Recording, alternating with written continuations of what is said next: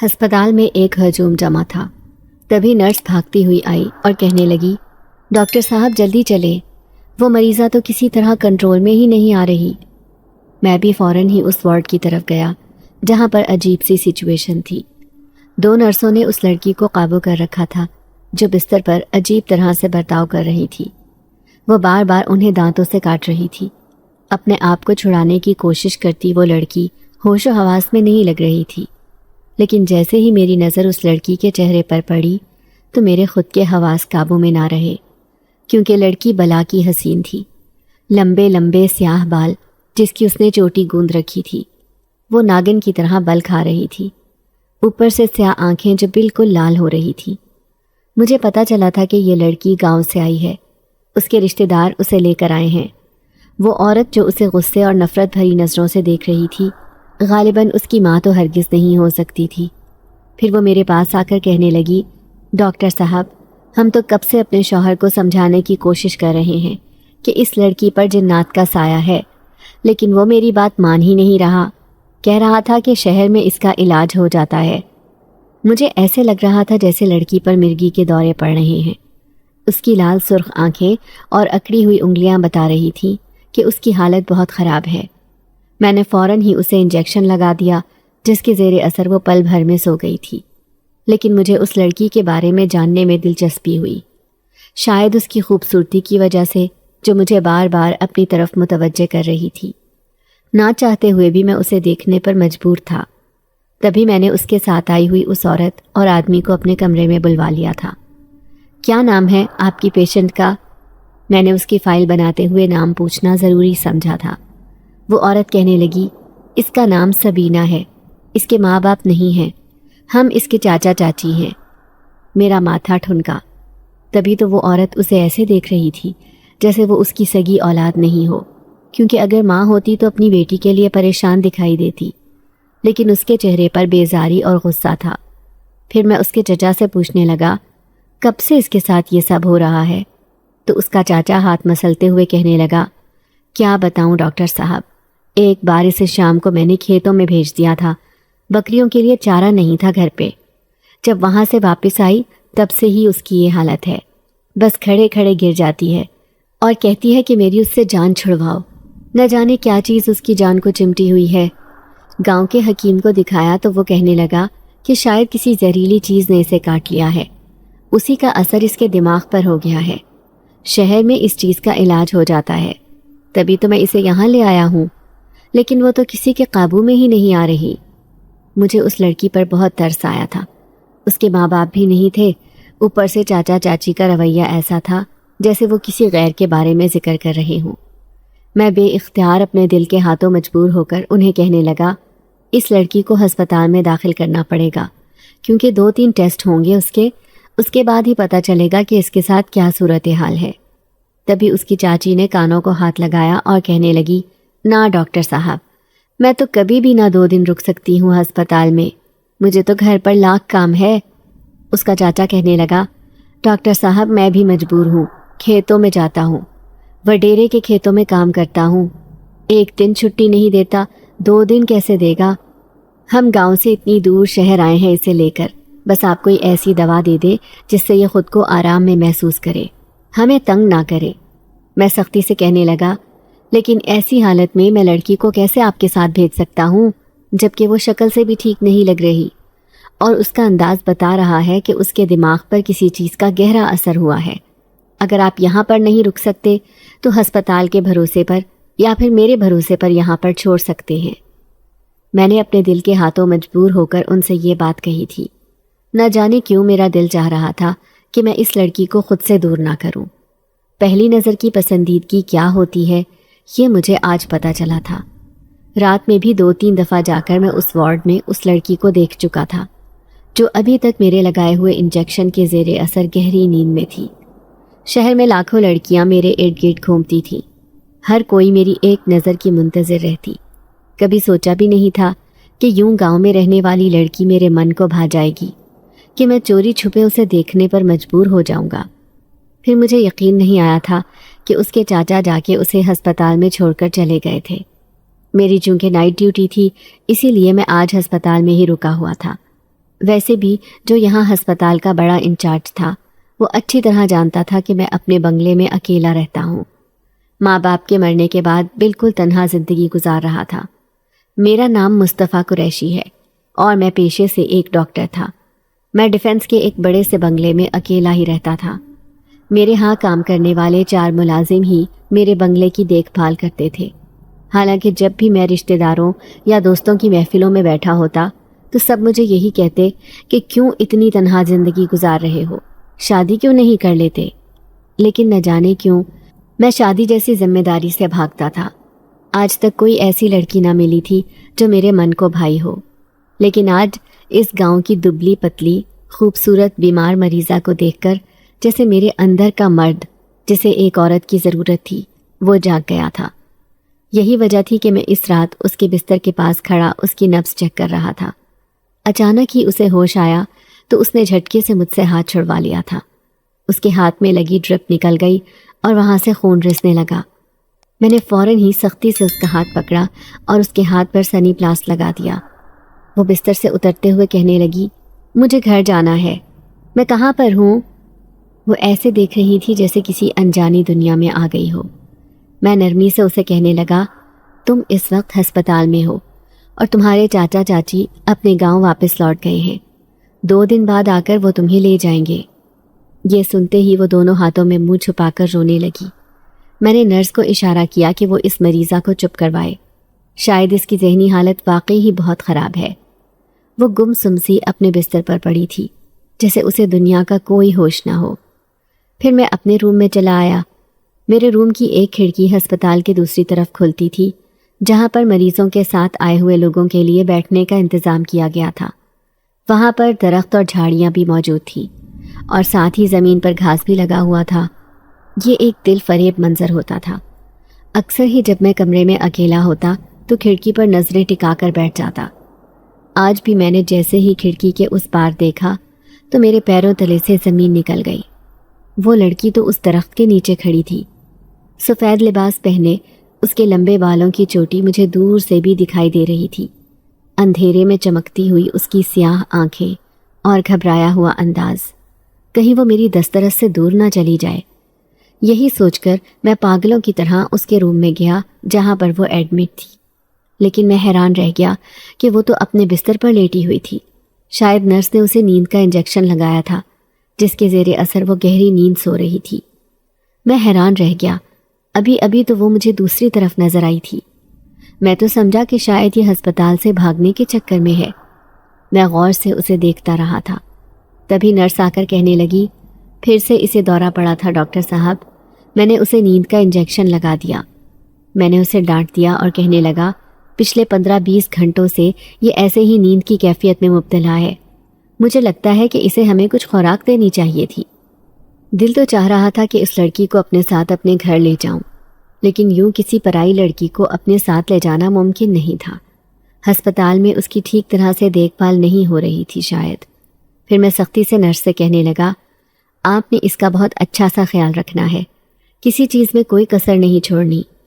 وہ میری بات سن کر سر ہلا رہی تھی. پھر سے میں اپنے روم میں آ گیا. میں نے کھڑکی کے دوسری طرف دیکھا، وہاں کوئی بھی نہیں تھا. 1-2 لوگ ہی نظر آ رہے تھے جو غالباً اپنے پیاروں کی وجہ سے ہسپتال میں رکے ہوئے تھے. پھر دوسری صبح میں گھر چلا آیا. تھکن کی وجہ سے جلد ہی گہری نیند سو گیا تھا. میرے باورچی نے پہلے ہی میرے لیے زبردست سے ناشتے کا بندوبست کیا ہوا تھا. پھر نہ جانے وہ کون سا وقت تھا جب ہسپتال سے فون آیا اور مجھے ایمرجنسی میں ہسپتال آنا پڑا. سامنے ہی ہسپتال کے ڈائریکٹر صاحب کھڑے تھے. وہ مجھے کہنے لگے، ڈاکٹر مصطفیٰ، آپ نے ہی اس پیشنٹ کو اپنے بھروسے پر روکا تھا، لیکن اب ہم ان کے رشتہ داروں کو کیا جواب دیں گے؟ وہ لڑکی ہسپتال سے بھاگ گئی ہے. یہ سنتے ہی میرے ہوش و حواس گم ہو گئے. اب میں ان سب کو کیا بتاتا کہ اسے تو میں نے اپنی وجہ سے روکا تھا، کیونکہ اس لڑکی پر میرا دل آ گیا تھا.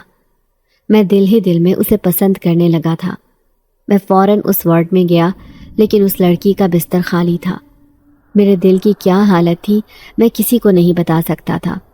جبکہ ڈائریکٹر صاحب پریشان تھے. کہنے لگے، یوں کوئی مریض اس ہسپتال سے غائب ہو جائے کسی کے لیے ممکن نہیں ہے. میں نے سارے CCTV فوٹیج بھی چیک کیے ہیں. لیکن وہ لڑکی کہیں بھی نظر نہیں آ رہی۔ نہ جانے کیسے صبح ہوتے ہی وہ ہسپتال سے غائب ہو گئی۔ میں اپنا دل تھام کر رہ گیا تھا۔ میں کہنے لگا، ڈاکٹر صاحب، وہ تو بہت دور گاؤں سے آئی تھی، یہ شہر اس کے لیے نیا ہے۔ مجھے لگتا ہے کہ مجھے اسے تلاش کرنا چاہیے، کیونکہ میں نے اسے اپنی ذمہ داری پر روکا تھا۔ ڈائریکٹر صاحب نے کندھے اچکا دیے اور کہنے لگے، دیکھ لیں آپ، یہ معاملہ آپ نے ہی ہینڈل کرنا ہے۔ اس کے رشتہ داروں کو کیا جواب دینا ہے، میں اس معاملے میں نہیں پڑوں گا۔ وہ مجھے صاف چٹا جواب دے کر آگے بڑھ گئے تھے، جبکہ میری بری حالت تھی۔ میں ہر حال میں اس لڑکی کو تلاش کرنا چاہتا تھا۔ پھر میں نے کوئی بس سٹاپ اور ریلوے اسٹیشن بھی نہیں چھوڑا تھا۔ ہر جگہ اسے تلاش کیا، لیکن وہ لڑکی کہیں نہیں ملی۔ اب میری ڈیوٹی کا وقت بھی ہو گیا تھا۔ تھکا ہراسا میں اپنے روم میں بیٹھا تھا۔ نہ جانے کیوں میں خود کو بہت مایوس محسوس کر رہا تھا۔ نرس جو ڈیوٹی پر موجود تھی، میں نے اسے ہی اپنے روم میں بلوایا اور کہنے لگا کہ وہ لڑکی جسے تم نے انجیکشن لگوایا تھا، وہ کیسے ہسپتال سے چلی گئی؟ تمہیں کچھ ہوش بھی ہے یا نہیں؟ نرس بیچاری کہنے لگی، ڈاکٹر صاحب، میرا اس میں کوئی قصور نہیں۔ اسے جاتے ہوئے ہسپتال کے چوکیدار نے بھی نہیں دیکھا، اور نہ ہی وہ کسی کیمرے میں نظر آ رہی ہے۔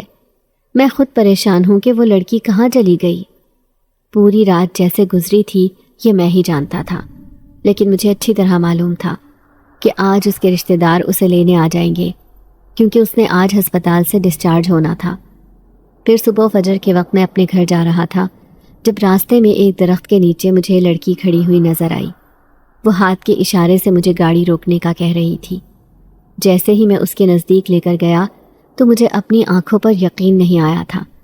یہ وہی لڑکی تھی جو سہمے ہوئے انداز میں ادھر ادھر دیکھ رہی تھی، لیکن جیسے ہی اس کی نظر مجھ پر پڑی وہ پھرتی سے وہاں سے بھاگنے لگی، لیکن میں نے اسے دبوچ لیا تھا۔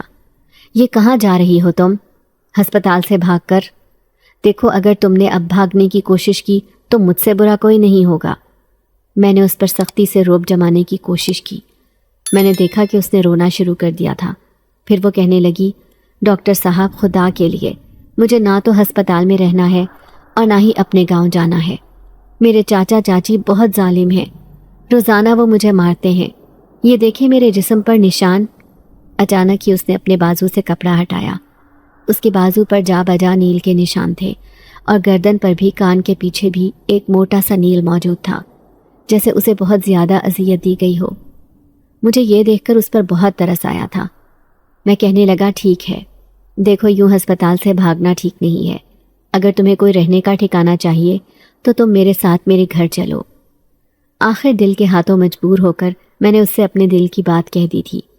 میں نے دیکھا وہ کچھ مضطرب سی لگ رہی تھی، جیسے میرے ساتھ میرے گھر جانے میں ہچکچا رہی ہو۔ وہ کہنے لگی کہ آپ کے گھر والے مجھے قبول کر لیں گے؟ اس کی نظریں جھکی ہوئی تھیں۔ مجھے بے اختیار اس کی بات پر ہنسی آئی اور کہنے لگا، نہیں، میرے گھر والے تمہیں کیوں قبول کریں گے؟ میں تمہیں قبول کر رہا ہوں۔ اس نے چونک کر سر اٹھایا تھا تو میں نے جلدی سے کہا کہ دیکھو، میرے گھر والے ہیں ہی نہیں، میرے ماں باپ فوت ہو چکے ہیں۔ میں بھی ایک یتیم نوجوان ہوں، اپنے بنگلے میں اکیلا رہتا ہوں۔ تمہیں پریشان ہونے کی ضرورت نہیں۔ جب تک تمہارے لیے کوئی مناسب ٹھکانہ نہیں مل جاتا تم میرے بنگلے پر رہو، وہاں تمہیں کوئی نقصان نہیں ہوگا۔ یہ سنتے ہی جیسے وہ میری بات پر راضی تھی، اسے میرے ساتھ جانے پر کوئی اعتراض نہیں تھا۔ مجھے اس بات کی خوشی تھی۔ اب میں اسے اپنے بنگلے پر لے آیا۔ میرے دل کی مراد پوری ہو گئی تھی۔ وہ مجھ سے کہنے لگی کہ میں کون سے کمرے میں رہوں گی۔ میں نے اسے کمرے کی طرف اشارہ کر دیا تھا۔ یہ بنگلہ تو ویسے ہی ویران اور خالی پڑا تھا۔ وہ سیدھی اسی کمرے میں جا پہنچی۔ کمرے میں جاتے ہی اس نے دروازے بند کر لیے تھے۔ میں دل میں سوچنے لگا کہ شاید بیچاری کے چاچا چاچی واقعی ہی ظالم ہوں گے، تبھی تو وہ ہسپتال سے بھاگ گئی، ان سے اپنی جان چھڑانا چاہتی تھی۔ پھر دوسرے دن ہی جب میں ہسپتال گیا تو میں منتظر تھا کہ کب اس کے گھر والے اسے لینے آتے ہیں، لیکن میں حیران رہ گیا جب اس کے چاچا چاچی آئے ہی نہیں۔ شاید وہ خود ہی اس سے جان چھڑانا چاہتے تھے۔ میں خوش ہو گیا کہ اب مجھے اس پر مکمل اختیار تھا۔ شام کو میں گھر گیا تو وہ مجھے سامنے بیٹھی ہوئی نظر آئی۔ وہ بس پھولوں کے پاس بیٹھی تھی۔ اس کے خوبصورت بال بکھرے ہوئے تھے۔ میں نے دیکھا اس نے وہی سفید رنگ کا لباس پہن رکھا تھا۔ 'کیسی ہو سبینہ؟ میں نے مسکراتے ہوئے لہجے میں اس سے پوچھا۔ 'میں ٹھیک ہوں، تم کیسی ہو؟ 'وہ بس ٹھیک ہی ہوں، تم بتاؤ، تم ٹھیک ہو؟ 'میں ٹھیک ہوں، تم بتاؤ، تم ٹھیک ہو؟ 'میں تو وہ میرے منہ سے اپنا نام سن کر حیران رہ گئی۔ تو میں اس کی غلط فہمی دور کرتے ہوئے کہنے لگا، تمہاری چچی نے مجھے تمہارا نام بتایا تھا، مجھے بتاؤ کہ تمہیں یہ کب سے محسوس ہو رہا ہے؟ تو وہ حیران ہو کر کہنے لگی، کیا؟ میں سمجھی نہیں، آپ کیا کہنا چاہتے ہیں؟ تو میں جلدی سے کہنے لگا، میرا مطلب ہے کہ یہ بیماری تمہیں کب سے ہے؟ وہ سر جھکا کر کہنے لگی کہ مجھے کوئی بیماری نہیں، بلکہ میرے ساتھ ایک بہت بڑا مسئلہ ہے۔ میں حیران ہو کر کہنے لگا کہ کیسا مسئلہ؟ مجھے بتاؤ، میں تمہاری مدد کروں گا۔ لیکن اچانک ہی اس کی حالت عجیب ہو گئی۔ میں نے دیکھا خوف اور دہشت اس کی آنکھوں میں نظر آ رہی تھی۔ وہ مسلسل میرے پیچھے دیکھے جا رہی تھی، جیسے وہاں کوئی کھڑا ہو۔ میں نے اپنے پیچھے پلٹ کر دیکھا، لیکن اندھیرے میں مجھے کوئی بھی دکھائی نہیں دیا۔ وہاں کوئی بھی نہیں تھا، جبکہ سبینہ کی نظریں کسی چیز پر تھیں، جیسے وہ کسی چیز سے ڈر رہی ہو۔ پھر ایک دم سے وہ اٹھی اور اٹھ کر اندر بھاگ گئی۔ شاید اسے وہاں کچھ دکھائی دیا تھا۔ اس کی حالت ویسی ہی ہو گئی تھی جیسی میں نے اسے ہسپتال میں دیکھا تھا۔ اس لڑکی کے ساتھ ضرور کوئی مسئلہ ہے، اب مجھے پورا یقین ہو گیا تھا۔ دوسری طرف مالی اور چوکیدار بھی حیران تھے کہ میں کیسے اس لڑکی کو اپنے ساتھ اس بنگلے میں لے کر آ سکتا ہوں، جبکہ وہ جانتے تھے کہ مجھے صنف نازک میں بالکل بھی دلچسپی نہیں ہے۔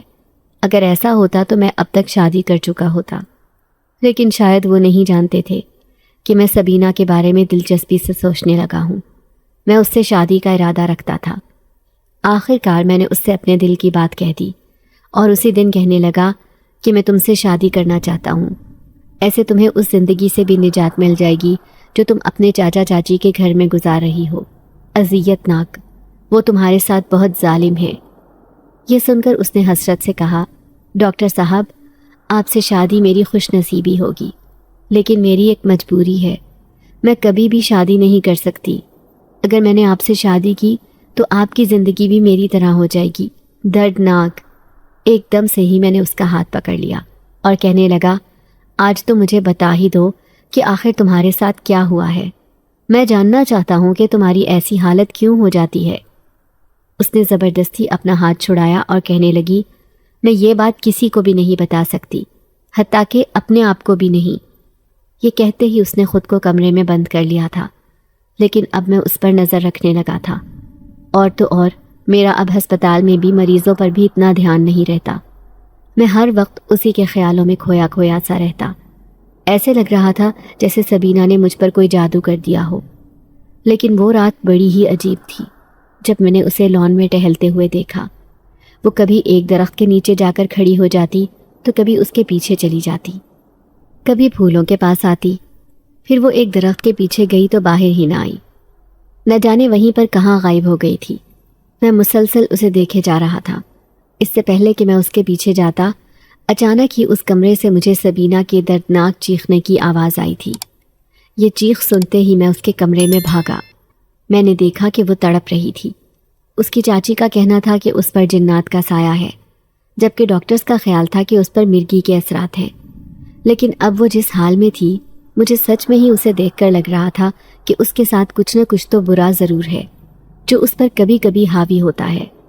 گھر میں ہر وقت ایک فرسٹ ایڈ موجود رہتی تھی۔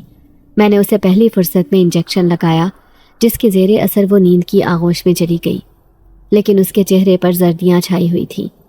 اگر اس لڑکی کو کچھ ہو گیا تو میں شاید کبھی خود کو معاف نہ کر سکوں۔ اگلے دن وہ میرے سامنے بیٹھی تھی۔ میں نے زبردستی اسے ناشتہ کرنے پر مجبور کیا، ورنہ وہ کچھ بھی نہیں کھا رہی تھی۔ انتہائی کمزور ہو چکی تھی۔ میرے سارے ملازم جان گئے تھے کہ میں اس لڑکی کے بارے میں کیا جذبات رکھتا ہوں، اسی لیے وہ سب بھی اس کا بہت خیال رکھتے تھے۔ پھر اس دن میری چھٹی تھی۔ میں پورا دن اس کے ساتھ گزارنا چاہتا تھا۔ میں چاہتا تھا کہ اس طرح وہ مجھ سے شادی پر راضی ہو جائے۔ اسے زندگی کی ہر مشکل، ساری پریشانیوں سے نجات مل جائے گی۔ لیکن وہ شادی کے نام سے دور بھاگتی اور کہتی کہ میں آپ کی زندگی مزید مشکل بنانا نہیں چاہتی، پہلے ہی میری وجہ سے آپ پریشان رہتے ہیں، جبکہ وہ میرے دل کی حالت نہیں جانتی تھی۔ میں اسے کیسے سمجھاتا کہ اس کی موجودگی سے مجھے بہت خوشی محسوس ہوتی ہے۔ جان بوجھ کر میں نے اسے اپنے گھر میں رکھا ہوا ہے، صرف اسے اپنی آنکھوں کے سامنے دیکھنے کے لیے۔ میں باہر آ گیا تھا لان کی طرف، جہاں پر وہ پھولوں کے پاس بیٹھی تھی۔ میں اسے کہنے لگا، سبینہ، آخر تم مجھ سے شادی کیوں نہیں کر لیتی؟ دیکھو یہی صحیح وقت ہے شادی کرنے کا، میں تمہیں سہارا بھی دوں گا اور مجھے تم اچھی بھی لگتی ہو۔ اس نے اپنی کالی سیاہ خوبصورت آنکھیں اٹھا کر مجھے دیکھا اور بے بسی سے کہنے لگی، بچپن سے ہی میں نے اپنی زندگی میں سوائے نفرت اور اپنے اوپر ہونے والے ظلم کے کچھ بھی نہیں دیکھا۔ میں آپ کو کیسے بتاؤں کہ میں نے اپنی زندگی کیسے گزاری ہے؟ اس خوبصورتی نے میری زندگی عذاب کر کے رکھی ہوئی ہے۔ چاچی کی 3 بیٹیاں ہیں، تینوں ہی سانولی رنگت کی معمولی شکل و صورت کی لڑکیاں تھیں، لیکن میری بدقسمتی یہ تھی کہ میرے ماں باپ نہیں تھے، اسی لیے وہ دن رات مجھے اس بات پر اکساتی کہ میں اس گھر سے چلی جاؤں۔ میں چاچا کا گھر چھوڑ کر کہاں جاتی، کیونکہ میرا ان کے علاوہ کوئی بھی نہیں تھا، لیکن اب انہوں نے بات بات پر مجھ سے بدلہ لینا شروع کر دیا۔ میں بچپن سے ہی ان کا ظلم و ستم برداشت کرتی آ رہی تھی۔ چاچی جان بوجھ کر مجھے دھوپ میں تپنے کے لیے چاچا کے ساتھ کھیتوں میں بھیج دیتی تھی۔ انہوں نے گھر میں بکریاں پال رکھی تھیں جن کے چارہ لانے کی ذمہ داری صرف میرے اوپر تھی۔ گاؤں کے کئی لڑکے میرے حسن کی وجہ سے مجھ سے دوستی کرنا چاہتے تھے، لیکن میں ان سے دور بھاگتی۔ میں نہیں چاہتی تھی کہ میں کسی وجہ سے بھی بدنام ہو جاؤں۔ وہ بھی میری زندگی کا ایک بھیانک دن تھا جب مغرب کا وقت تھا اور چاچی نے مجھے کہا کہ میں بکریوں کے لیے چارہ لانا بھول گئی ہوں۔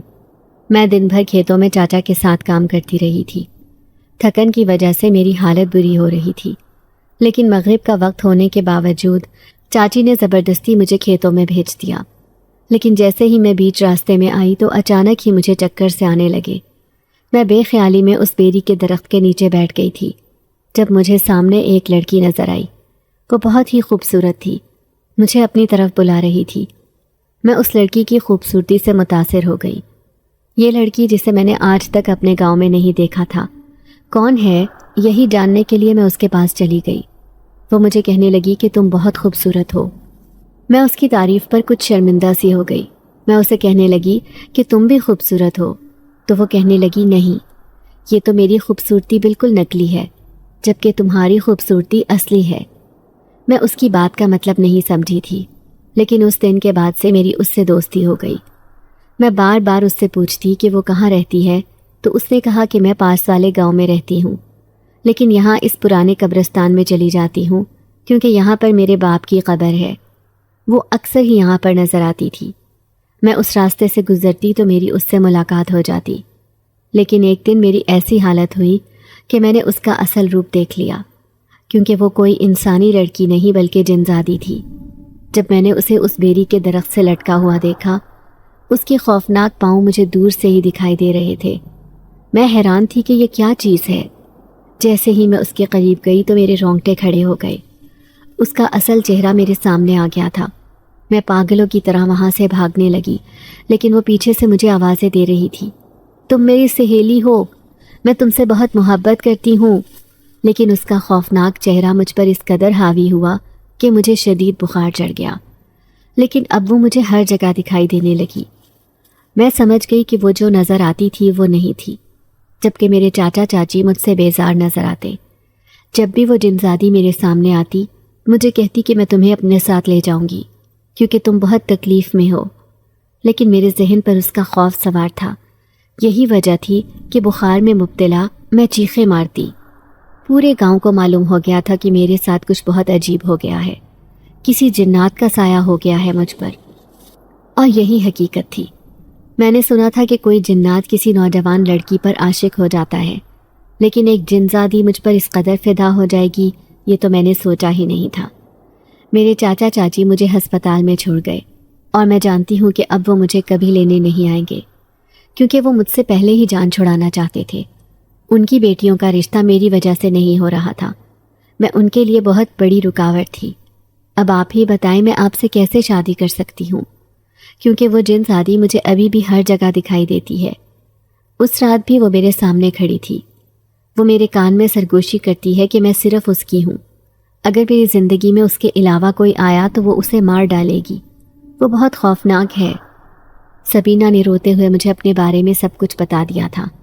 میں حیران ہو کر کہنے لگا، یہ آج کل کے دور میں تم کتنی عجیب بات کر رہی ہو۔ دیکھو میں ایک پڑھا لکھا انسان ہوں، ایسی باتوں کو نہیں مانتا۔ مجھے نہیں لگتا کہ تمہارے ساتھ کچھ ایسا ہوا ہے۔ یہ ایک بالکل ایسی داستان ہے جس پر یقین کرنے کو دل نہیں چاہتا۔ اس نے آنکھوں میں آنسو بھر کر مجھے دیکھا اور کہنے لگی، اگر آپ کو یقین نہیں آتا، میں کسی دن اسے کہوں گی کہ وہ آپ کے سامنے ظاہر ہو۔ آپ یوں سمجھ لیں کہ میں اس کی امانت ہوں، اس کے علاوہ میری زندگی میں کوئی بھی نہیں ہو سکتا۔ میں مجبور ہوں، ایک دن یہاں سے چلی جاؤں گی، کہیں نہ کہیں مجھے پناہ مل جائے گی۔ میں اسے کہنے لگا، سبینہ تمہیں کہیں جانے کی ضرورت نہیں، دیکھو تم مجھ سے شادی کر لو، وہ خود بخود تمہارا پیچھا چھوڑ دے گی۔ میں اسے بہلانے کی کوشش کر رہا تھا۔ میں ایک ڈاکٹر تھا، پیشے کے لحاظ سے میں ایسی اوٹ پٹانگ باتوں پر یقین نہیں کر سکتا تھا۔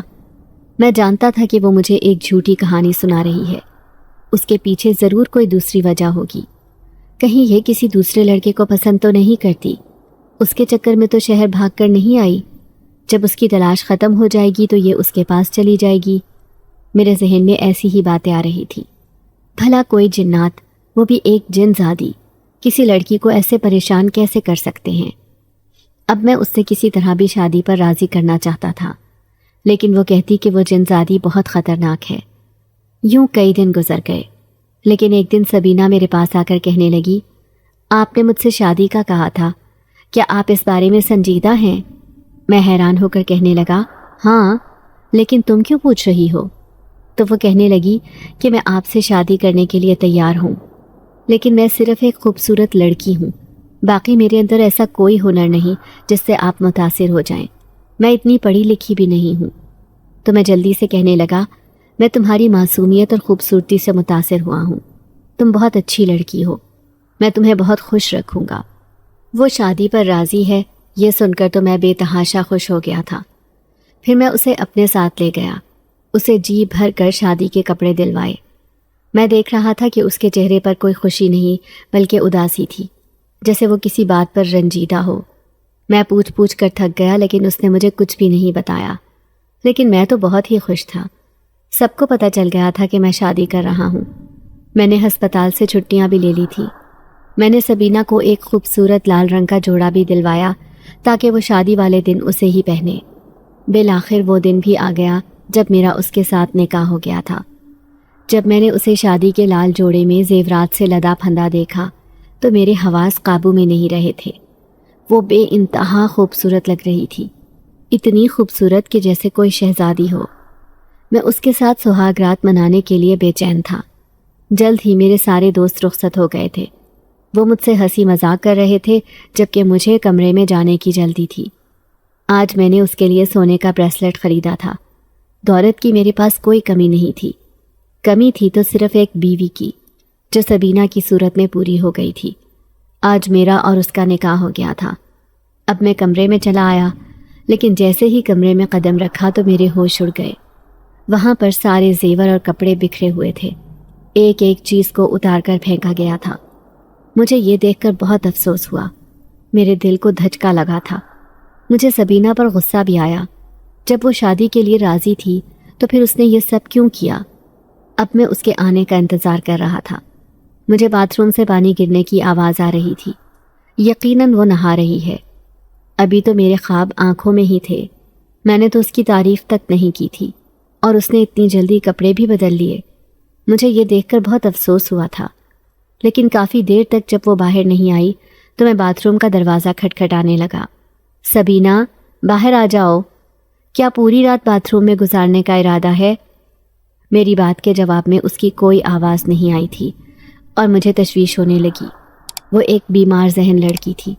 میں جانتا تھا کہ وہ کیسی حالت میں ہسپتال آئی تھی، کہیں اسے کچھ ہو نہ گیا ہو۔ ساری باتیں ایک جگہ، لیکن اس کی مجھے بہت فکر تھی، اس لیے میں نے زوردار دھکا دے کر باتھ روم کا دروازہ کھولا۔ سامنے کا منظر دیکھ کر میرے ہوش اڑ گئے تھے۔ وہ باتھ روم میں بے ہوش پڑی تھی، اس کے جسم پر صرف ایک ہی لباس تھا۔ میں جلدی سے اسے اٹھا کر بیڈ روم میں لے آیا اور اس پر ایک چادر ڈال دی۔ آخر اس کے ساتھ ایسا کیا ہوا ہے جو یہ بے ہوش ہو گئی ہے؟ میں نے اسے ہوش میں لانے کی بہت کوشش کی، لیکن اس کا پورا جسم اکڑا ہوا تھا۔ یہ دیکھ کر میری جان نکل گئی تھی کہ وہ ٹھنڈے پانی سے نہا رہی تھی، حالانکہ سردی کا موسم تھا۔ بالکل نیلا پڑتا جسم اور سرد چہرہ مجھے بتا رہا تھا کہ اس کی حالت بہت بری ہے، اسے شدید بخار ہو گیا تھا۔ پھر وہ پوری رات بے ہوش پڑی رہی۔ میں نے کسی کے سامنے بھی اس بات کا ذکر نہیں کیا۔ میں سوچتا کہ اگر کسی کو کہوں گا تو لوگ میرا مذاق اڑائیں گے کہ پہلی رات کی دلہن ہی اتنی بیمار ہو گئی، نہ جانے میں نے اس کے ساتھ ایسا کیا کیا ہے۔ اب جب وہ ہوش میں آئی تو بالکل خاموش تھی، خالی خالی نظروں سے ہر طرف دیکھتی رہتی۔ میں اسے بہلانے کی کوشش کرتا، میں اسے کہتا کہ اسے کیا ہوا تھا، مجھے بتاؤ، سہاگ رات میں وہ اتنی بیمار کیسے ہو گئی، اور اسے کس نے کہا تھا کہ ٹھنڈے پانی سے جا کر نہائے، لیکن اسے کچھ بھی یاد نہیں تھا۔ وہ بالکل خاموش سی بیٹھی تھی، بس روتے ہوئے مجھے کہنے لگی، میں نے آپ کو منع کیا تھا کہ مجھ سے شادی نہ کرے، لیکن آپ نے میری بات نہیں مانی، اب دیکھیں یہ مجھے کیا ہوا ہے۔ مجھے اس بات کا گہرا صدمہ تھا، لیکن میں نے اس پر ظاہر نہ ہونے دیا۔ پھر اس شام جب میں گھر گیا تو حیران رہ گیا۔ نیلے رنگ کے جوڑے میں ملبوس وہ بے تحاشا خوبصورت لگ رہی تھی، اور تو اور کبھی نہ تیار ہونے والی لڑکی آج فل تیار ہو کر خوب زیور پہنے میرا انتظار کر رہی تھی۔ وہ چہک رہی تھی جیسے اسے دنیا جہان کی خوشی مل گئی ہو۔ جیسے ہی میں گھر گیا وہ مجھ سے لپٹ گئی اور کہنے لگی، میں آپ کا ہی انتظار کر رہی تھی، اتنی دیر لگا دی آپ نے۔ آج اس کے انداز میں خاص لگاوٹ تھی، آج وہ بہت بدلی سی لگ رہی تھی۔ جیسے ہی میں نے سامنے ٹیبل پر دیکھا، ڈھیر سارے کھانے وہاں پر سجے ہوئے تھے۔ وہ بڑی لگاوٹ سے کہنے لگی، یہ سارے کھانے میں نے آپ کے لیے بنائے ہیں۔ میں نے باورچی کی تلاش میں نظریں دوڑائیں، لیکن وہ مجھے کہیں بھی نظر نہ آیا۔ میں حیرت سے کہنے لگا، فضل دین کہاں ہے؟ وہی کھانے بناتا تھا، تم نے اتنی زحمت کیوں کی؟ میں تمہیں نوکرانی بنا کر نہیں لایا۔ تو وہ لگاوٹ سے کہنے لگی، اسے میں نے کام سے نکال دیا، آج کے بعد آپ کا ہر کام میں کروں گی۔ میں حیران رہ گیا تھا۔ پھر میرے دل میں خیال آیا کہ وہ میری بیوی ہے، اسے اتنا حق ہے کہ وہ گھر کے متعلق فیصلے لے سکے۔ میں نے اس کے فیصلے پر کوئی اعتراض نہیں کیا تھا، لیکن مجھے دکھ تھا کیونکہ فضل دین پچھلے 5 سالوں سے میرے پاس کام کر رہا تھا۔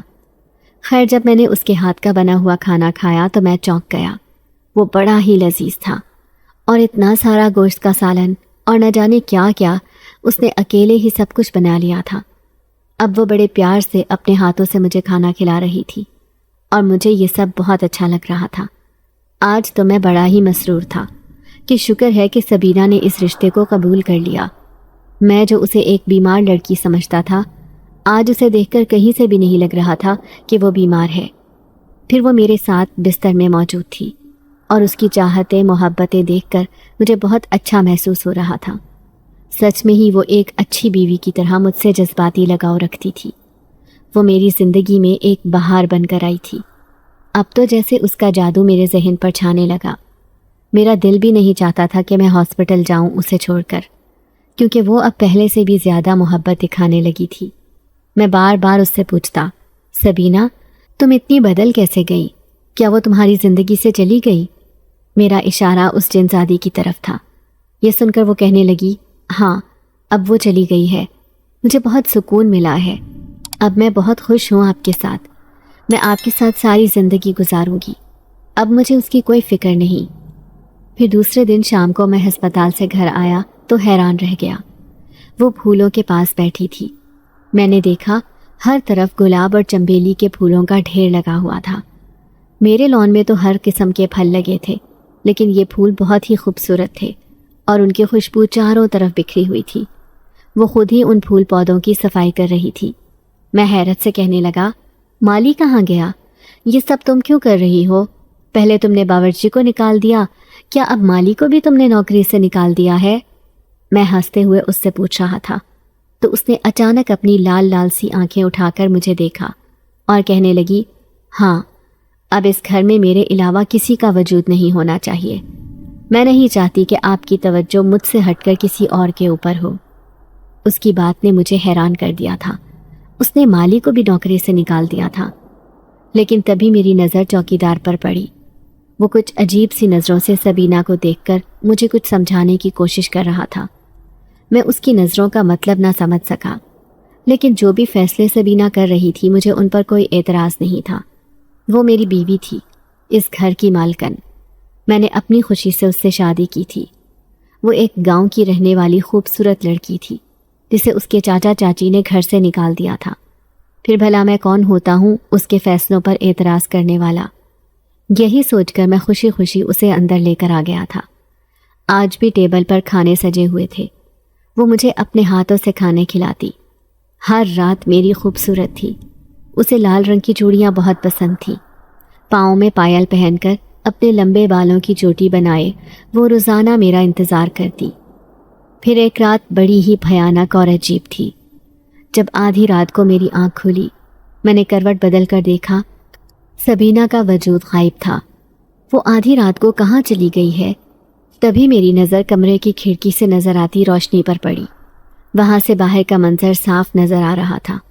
میں حیران رہ گیا۔